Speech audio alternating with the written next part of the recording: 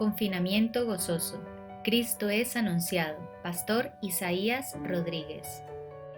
Quiero comenzar comentando algunos sucesos bíblicos. A un hombre con avanzada edad, cuya mujer era estéril, se le promete ser padre de muchedumbre. Con cerca de 90 años, su mujer Sara da a luz un hijo al cual llaman Isaac, que significa risa. Después vemos Jacob, el menor de los hijos de Isaac, recibe la promesa de bendición en vez de Saúl, su hermano mayor. A continuación también vemos a Moisés, el niño hebreo criado como egipcio, fue llamado a libertar el pueblo de Israel cuando ya nadie le conocía, cuando ya no tenía influencia, con 80 años de edad y siendo torpe de habla. Sin embargo, liberta al pueblo. A continuación vemos el pueblo de Israel que se encuentra sin escapatoria, a sus espaldas está el ejército egipcio, frente a ellos el Mar Rojo. Ha llegado su final. Pero echamos una mirada unas horas más tarde y vemos el ejército egipcio bajo las aguas y el pueblo de Israel al otro lado del mar cantando al Dios de su liberación. Seguimos leyendo la historia bíblica y vemos a José que es echado en una cisterna y vendido como esclavo y no cesa de engrandecer a Dios y de ensalzar su providencia. Seguimos leyendo y vemos la escena donde el ejército de Saúl tiembla durante 40 días y 40 noches ante un paladín filisteo de casi 3 metros. Un poco más tarde, el alto está mordiendo el polvo sin aliento, derrotado por un muchacho sin armadura y sin espada, cuya confianza está en Jehová, su Dios. Seguimos leyendo y vemos Josafat, amenazado por los amonitas y moabitas. En medio de su aflicción, él eleva una oración conmovedora. Siguen luego alabanza, la victoria y la acción de gracia. Continuamos en el Nuevo Testamento y vemos a nuestro Señor Jesucristo en la cruz del Calvario. Y en el momento de su máxima debilidad, gana la victoria sobre el pecado, la muerte y Satanás. Seguimos viendo cómo la Iglesia es amenazada por el poder político y religioso de su época. Llenos de valor, predican la palabra de Dios. Más tarde, esta iglesia es esparcida por persecución, pero ellos siguen anunciando el Evangelio por todas partes. Y queridos, así podemos citar historias tras historias acontecidas a lo largo del cristianismo. Lo que nos tenemos que preguntar, ¿qué cosas hay en común en todas ellas? ¿Qué cosa común se desprende de todas ellas? Y podríamos decir que estos acontecimientos son paradójicos. Sí, paradójicos. Nos muestra que los pensamientos de Dios son más altos que nuestros pensamientos y que los caminos de Él son más altos que nuestros caminos. La lógica de Dios es diferente a la nuestra.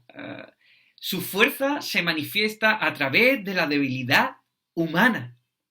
Es como el mundo al revés. Cuando se presentan hay obstáculos, los mismos son transformados por Dios en una escalera para la salida, para el avance, para la victoria. Y el texto que yo os quiero compartir en este día encierra también esta misma paradoja. Podemos abrir la palabra de Dios y me acompañáis por la epístola a los Filipenses, capítulo 1, versículo del 12 al 18. Y dice así la palabra del Señor.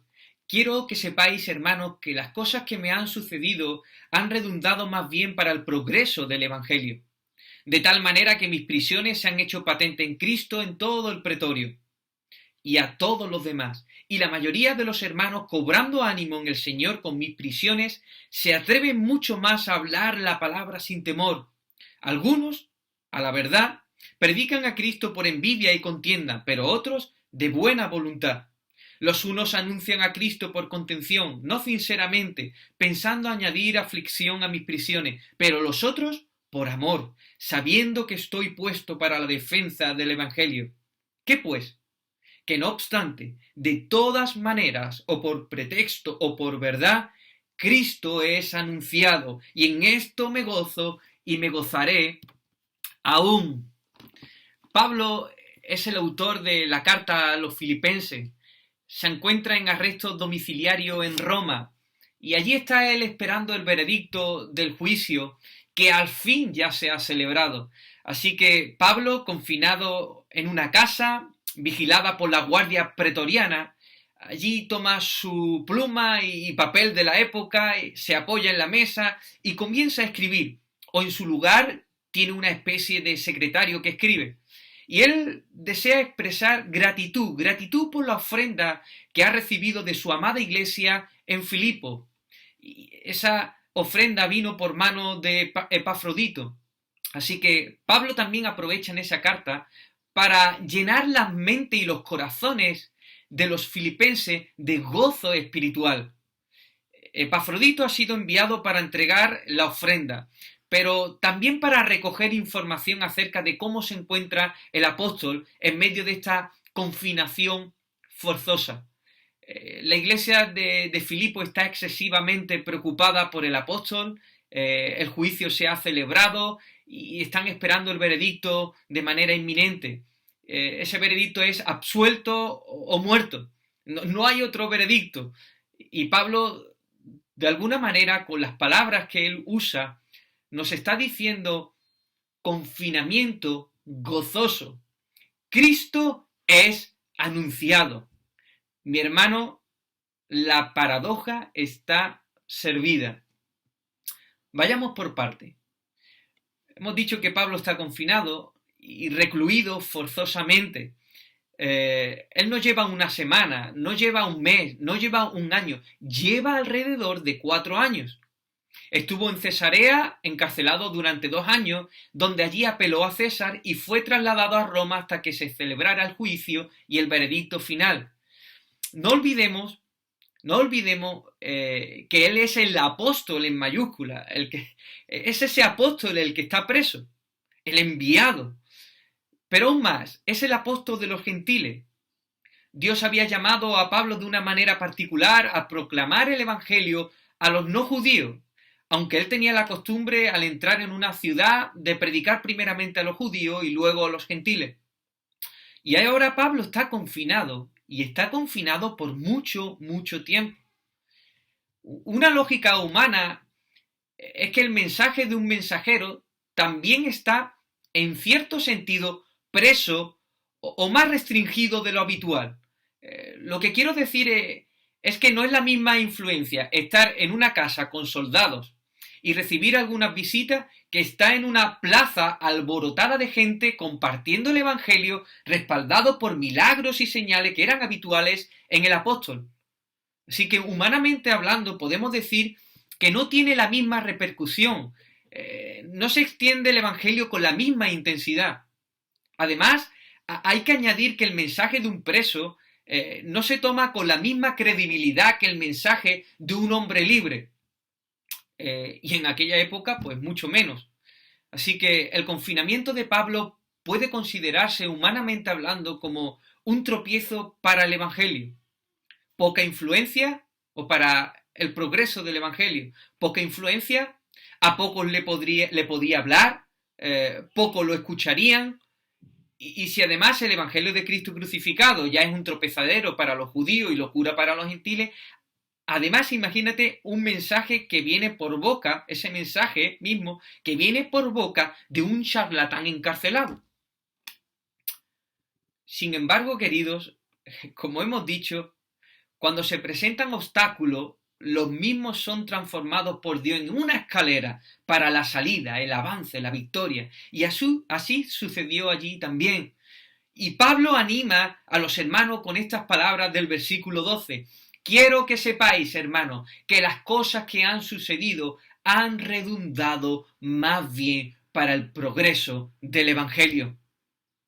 Así como José alentó a sus hermanos al considerar todo lo que había acontecido, que era para la preservación del pueblo de Israel, ahora también Pablo está alentando a los suyos y le está diciendo, queridos, las cosas que me han sucedido es una bendición. ¿Sabéis por qué?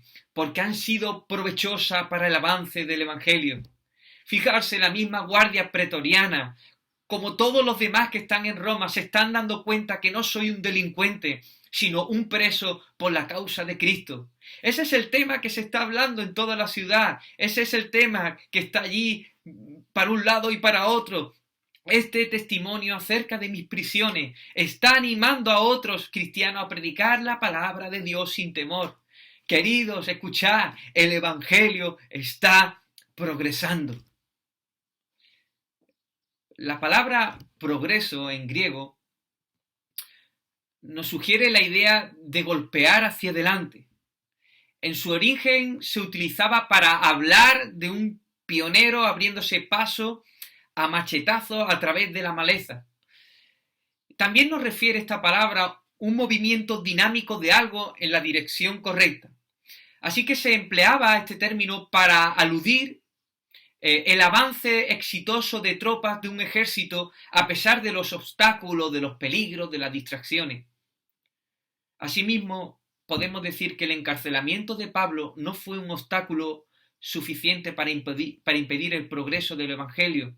Es más, fue una oportunidad para expandir el mensaje de salvación. Queridos, la escena es paradójica. Pablo está preso, el Evangelio no. Pablo está en aquella casa, los soldados de la guardia pretoriana lo vigilan, y Pablo no está siendo afectado por el arresto. Esos soldados están siendo afectados por el Evangelio. Directamente o indirectamente, ellos están escuchando el Evangelio por boca de Pablo, pero también ven el testimonio de paciencia, de mansedumbre, ánimo, la inquebrantable lealtad de Pablo hacia sus convicciones. Ellos están observando allí cómo Pablo trata a los que lo visitan, incluso cómo los trata a ellos mismos. Esos soldados son rudos, pero Pablo no se intimida de ellos. Mas, sin embargo, Pablo sí impacta sus vidas. Y ellos hablan entre ellos y comenzaron no mirándolo muy bien que se diga, pero poco a poco se fue interesando ellos por Pablo, incluso hasta entusiasmando. De manera que hablaban entre ellos, que hablaban en su familia, que hablaban y se expandía ese testimonio diciendo, este hombre no es un delincuente, realmente lo que este hombre está ahí en la cárcel es por la causa de ese Cristo que predica. Como dice Hendrickson, de esta forma la noticia corrió de guardia a guardia, a su familia y a la casa de César, y así todos los demás, es decir, todos los habitantes de Roma en general, estaban escuchando las prisiones de Pablo. Era la comidilla del pueblo, y esto significaba progreso para el Evangelio, porque el verdadero asunto se estaba aclarando. Pero quiero decirte que hay más. Los cristianos que están escuchando acerca de las prisiones de Pablo no se desaniman, ellos no se vienen abajo, todo lo contrario, se llenan de entusiasmo y con valentía predican el Evangelio. Es verdad que hay los que predican por envidia, por contienda, pero de todas formas el Evangelio continúa y continúa progresando. Oh queridos hermanos, Pablo confinado, Cristo es anunciado. ¿Qué es esto? La paradoja de Dios. ¿Qué pasa aquí? Dios poniendo patas arriba, la confianza en la propia fuerza, la confianza en los propios planes o en la sabiduría humana. Es Dios obrando en medio de la debilidad humana. Dios convirtiendo los supuestos obstáculos en un trampolín de impulso para que su palabra avance, progrese, se abra paso entre la maleza, para que su evangelio continúe en línea recta hasta llegar a la última frontera de la última nación o pueblo. Bendito sea el Señor. Nada ni nadie detendrá las inescrutables riquezas del evangelio de Jesucristo. No hay políticos, ni ideologías paganas, ni naciones en común acuerdo, ni amenaza, ni persecución, ni COVID, ni pandemia, ni confinamiento que obstaculice su avance. Es más, según la historia, cuanto más obstáculos Dios hará y convertirá esos obstáculos en una escalera para la propagación de su palabra. Pablo está preso. La palabra de Cristo no. Pero hay más en esta paradoja. Pablo confinado está gozoso. Echando una mirada sin las lentes desde una perspectiva divina, Pablo tiene todas las papeletas para caer en un auténtico estado de desesperación, de ansiedad, de depresión. Fijarse, él renuncia al judaísmo, del cual era uno de los más aventajados. Se pudo hacer un nombre muy grande entre ellos. En su camino lo que le esperaba era reconocimiento, alabanza, gloria de los hombres. Pero desde que se convirtió en cristiano, otro gallo cantó. Él cuenta acerca de su sufrimiento. Trabajos abundantes. De los judíos 5 veces ha recibido 40 azotes menos 1. 3 veces fue azotado con vara. 1 vez apedreado. 3 veces padeció naufragio. Una noche y un día estuvo en náufrago en alta mar, en camino muchas veces, en peligro de río, en peligro de ladrones, en peligro de los de su nación, en peligro de los gentiles, en peligro en la ciudad, en peligros en el desierto, en peligros en el mar, peligros entre falsos hermanos, en trabajo, en fatiga, en muchos desvelos, en hambre, en sed, en muchos ayunos, en frío, en desnudez y además de otras cosas, lo que se agolpaba en él cada día por la preocupación de las iglesias. Pablo está confinado, recluido forzosamente, y lo vuelvo a decir, él no lleva una semana, él no lleva un mes, él no lleva un año, lleva alrededor de 4 años. Y Pablo entiende muy bien acerca del sufrimiento por la causa de Cristo. Ha pasado situaciones muy difíciles, como hemos visto antes. Él sabe incluso que ha sido escogido para llevar el Evangelio en esas mismas condiciones. Pero hermano, 4 años encarcelado. 4 años encarcelado. Él tendría que haber lidiado con la frustración. La frustración también de que sus actividades ministeriales de alguna forma estaban restringidas. No era lo mismo como cuando él estaba libre. Las mismas condiciones de estar encerrado entre 4 paredes durante 4 años. Y encima los que predican, hay algunos de los que predican que lo hacen por contención, no sinceramente, pensando añadir aflicciones a las prisiones de Pablo. Ellos están celosos con la autoridad apostólica de Pablo, con sus dones, y comienzan a desacreditarlo. ¿Y qué decir, hermano, de la tensión de esperar un veredicto que pudiera salir favorable o pudiera salir desfavorable? Y eso llevaba la ejecución. Y quiero decirte que Pablo está hecho de la misma pasta que tú y que yo, de carne y hueso. Él está sujeto a las mismas pasiones. Las circunstancias de Pablo podrían haberle producido un efecto devastador, no solo en el aspecto físico y emocional, sino también en cuanto a su fe. Y no es de extrañarse que estos hermanos en Cristo de Filipo estén preocupados por él y por eso les solicitan información acerca de su estado.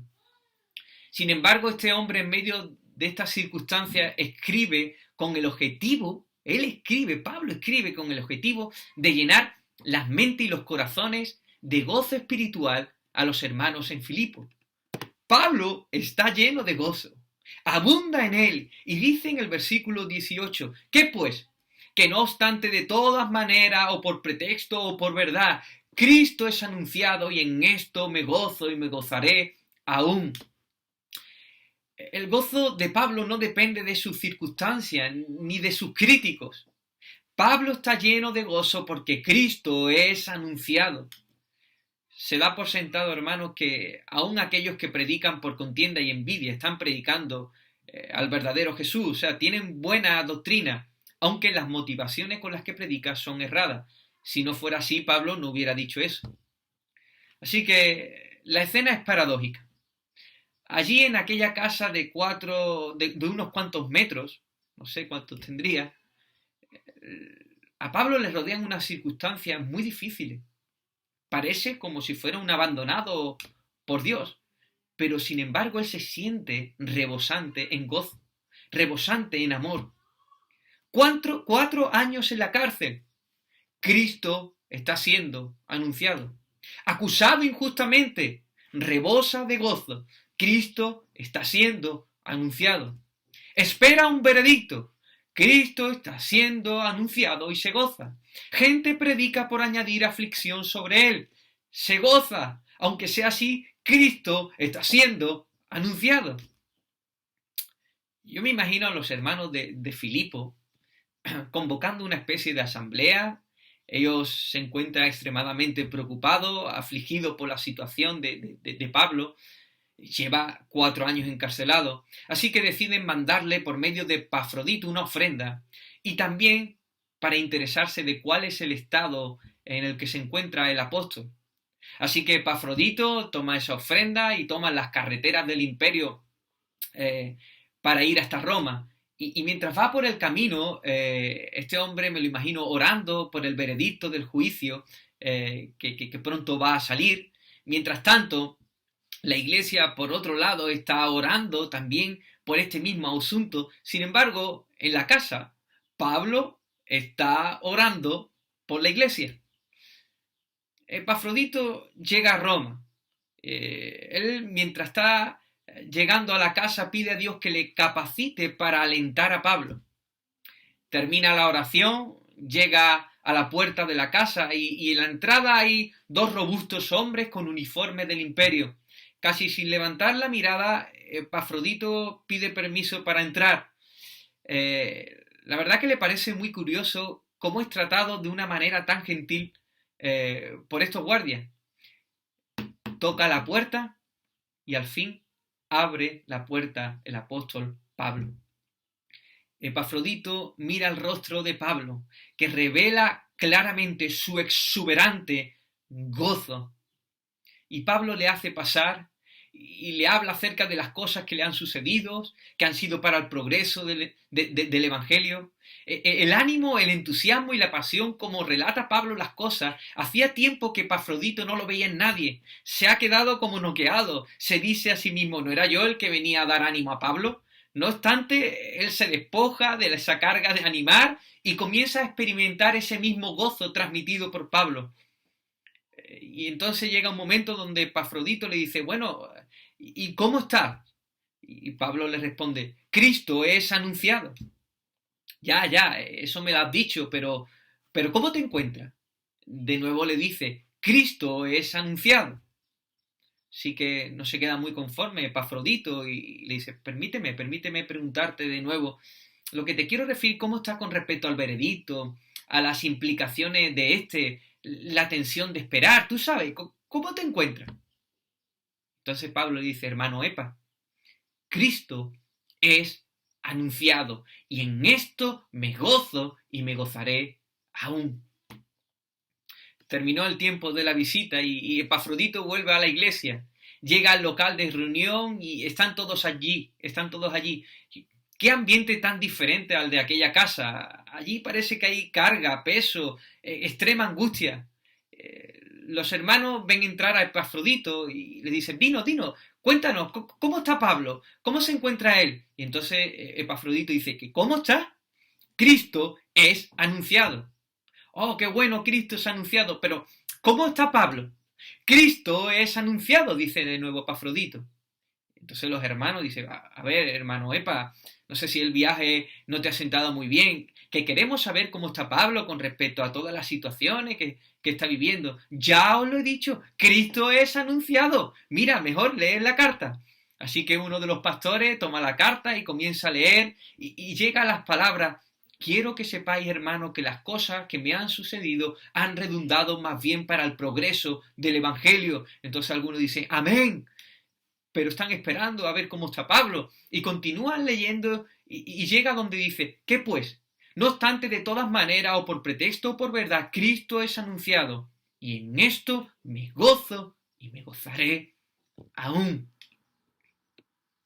Ahora entendemos, Epa. Cristo es anunciado, gloria a Dios. Pablo entonces está lleno de gozo. Amada iglesia, queridos hermanos, aquellos que escucháis, Pablo no divide Cristo es anunciado de su gozo. El apóstol se alegraba cuando el evangelio era predicado, sea cual fuera su situación. Pablo se gloriaba en la cruz de Cristo. Pablo se regocijaba en que Cristo era anunciado. Esos 4 años fueron duros, y seguro que muy duros, confinado forzosamente, pero comprendió en todo momento que fue una situación dentro del propósito de Dios para el progreso del Evangelio. Y si esa situación estaba promoviendo que Cristo fuera anunciado, entonces Pablo estaba lleno de gozo, aunque estuviera recluido. Qué maravilla, qué paradoja, hermano. Quiero concluir con algunas reflexiones y aplicaciones. Estamos pasando por el desafío histórico del COVID-19 y las iglesias hemos tenido que suspender durante mucho tiempo, aún todavía algunas, nuestros cultos presenciales, ciertos programas evangelísticos, retiros, reuniones de hogar, etc. Cosas que a menudo, sin darnos nosotros cuenta, comenzamos a confiar más que en Dios para la salvación de las almas. Y aunque no estamos confinados expresamente por la causa de Cristo, de alguna manera el confinamiento, humanamente hablando, ha podido generar menos cantidad de actividades en el servicio para el reino. Sin embargo, nos estamos dando cuenta que la lógica de Dios es diferente. Mientras que en cierto sentido el mundo sufre como una especie de desglobalización social, el Evangelio está tomando un impulso por medio de esos mismos medios tecnológicos que globalizan, como es la Internet. Vemos a pastores predicando por medio de aplicaciones informáticas y de una manera virtual, predicando a personas de otros países que tienen mucha necesidad de sana palabra de Dios. Y la gente está entusiasmada y quiere más. Hay también cristianos que están despertando de su letargo y están usando esas mismas tecnologías, las cuales le hacían perder un montón de tiempo, para ahora compartir el Evangelio de manera abundante. Esta circunstancia del confinamiento por el COVID-19 ha hecho que muchas familias recuperen el culto familiar. Y en las tiendas de los justos se han convertido en lugares de adoración. Se escuchan alabanzas, oraciones, palabra de Dios. Jóvenes escuchando diariamente o casi diariamente en sus casas el Evangelio de boca de sus padres.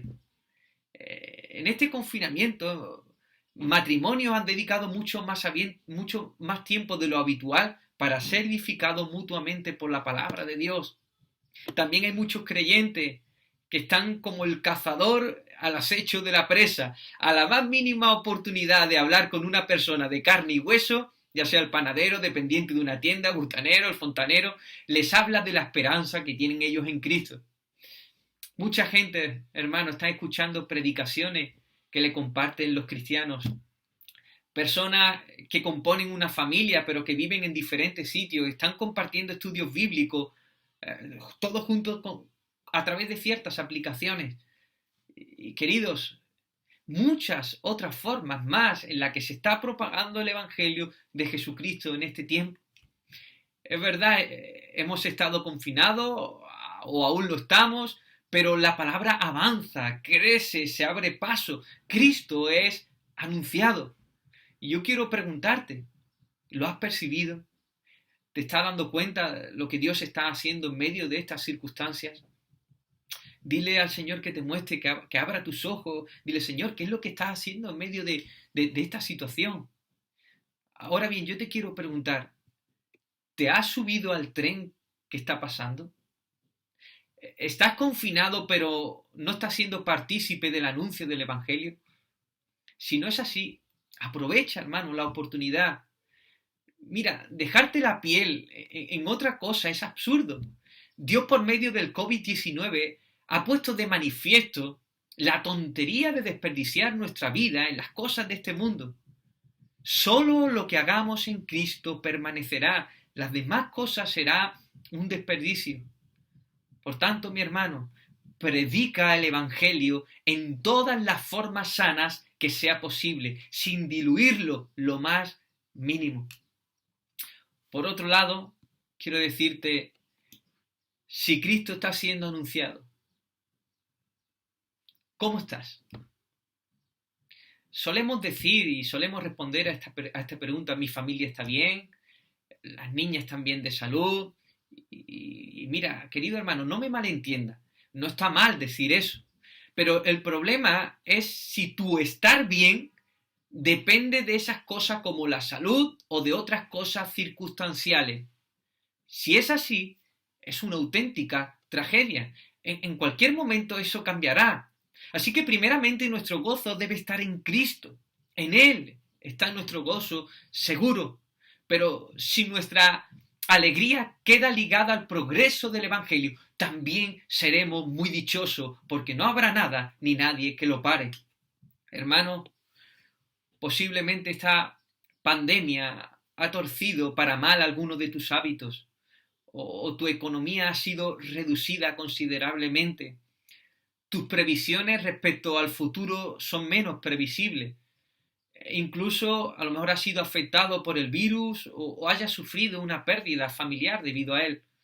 Pero quiero decirte que todo ello está redundando para el progreso del Evangelio. Cristo es anunciado, Cristo es anunciado. Así que liga tu gozo a Él, liga tu gozo a ese Evangelio que nada ni nadie lo podrá parar y gózate. Cristo es la única esperanza para la humanidad. El Evangelio es poder de Dios para salvación. Por tanto, nuestra oración no debería ser específicamente que Dios elimine ya el virus, sino que Dios lo mantenga el tiempo que en su sabiduría considere oportuno para cumplir sus propósitos santos.